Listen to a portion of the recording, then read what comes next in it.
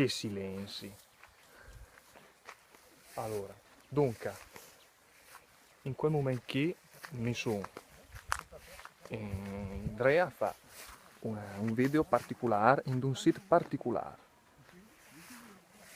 perché sono in Africa in questo momento in cui è sabato 26 di marzo del 2016 e sono sempre me, sono sempre il Petro Kociancic e quella puntata qui di Parla Lombardi in quella fu in Gabon.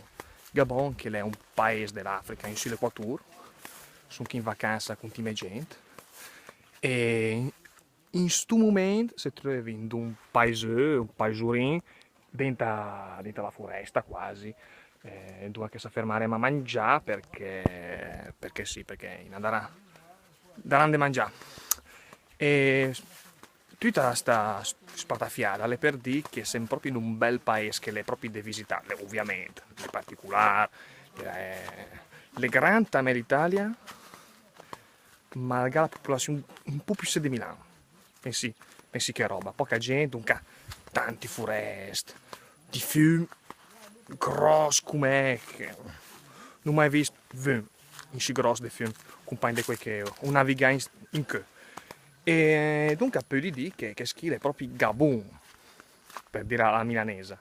Gabon francese, Gabon alla milanese, e dunque minga Gagram, Gracatif, ma Gabon, Gabon.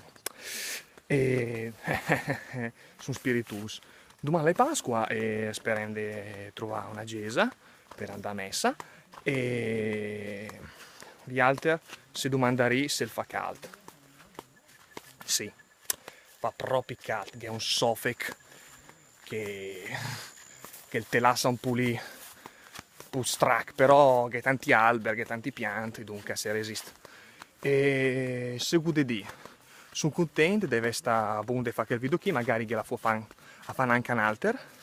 Ah, una roba interessante, per esempio in questo paese, la lingua ufficiale è il francese, naturalmente, ma chi parla è il suo dialetto, parla la lingua del sito.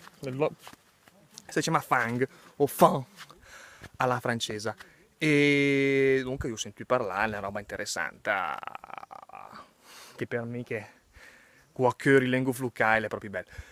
Ora vi saluti perché sono restato un po' in con gli altri e spero di fare un altro video. Ciao, buona Pasqua a tutti!